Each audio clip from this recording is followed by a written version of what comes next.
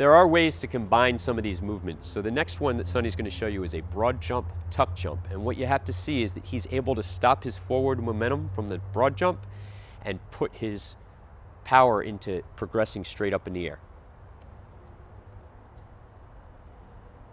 Okay?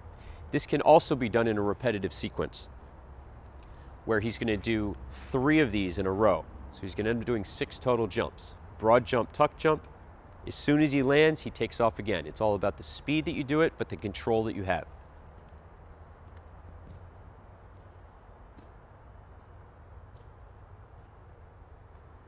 Keeping with the more difficult plyometrics, Sonny's going to demonstrate a few that are single leg based. These are very, very difficult.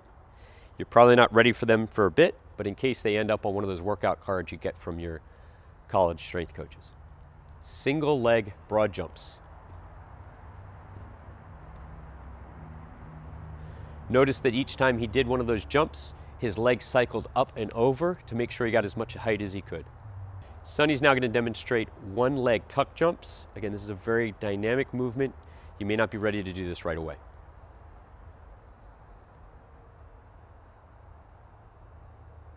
There are 2 main components to speed. One is stride length.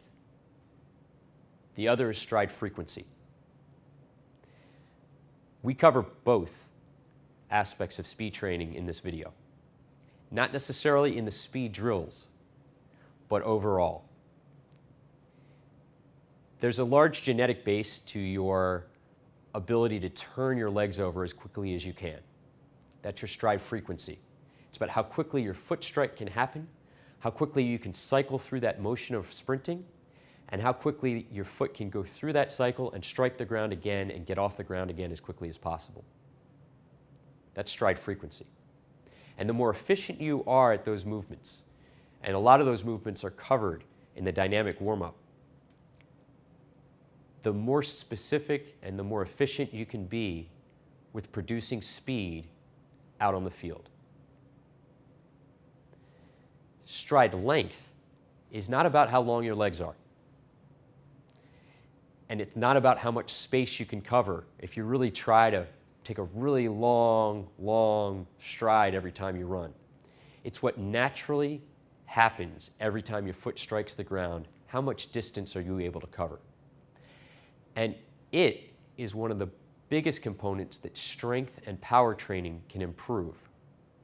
You can improve your stride frequency, but your stride length is something that you can truly have an impact on in performance training.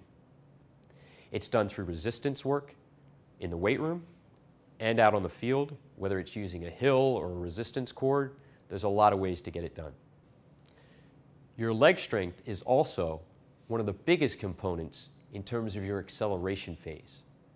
How much power can you produce out of your legs to accelerate? Does it mean your legs have to get big and bulky? No. But do you need to strength train? Yeah, you do. And a lot of that can be done in a dynamic way by running hills, running stairs, but it's not about running hills and stairs for fitness. It's about doing it specifically for speed, giving yourself the recovery necessary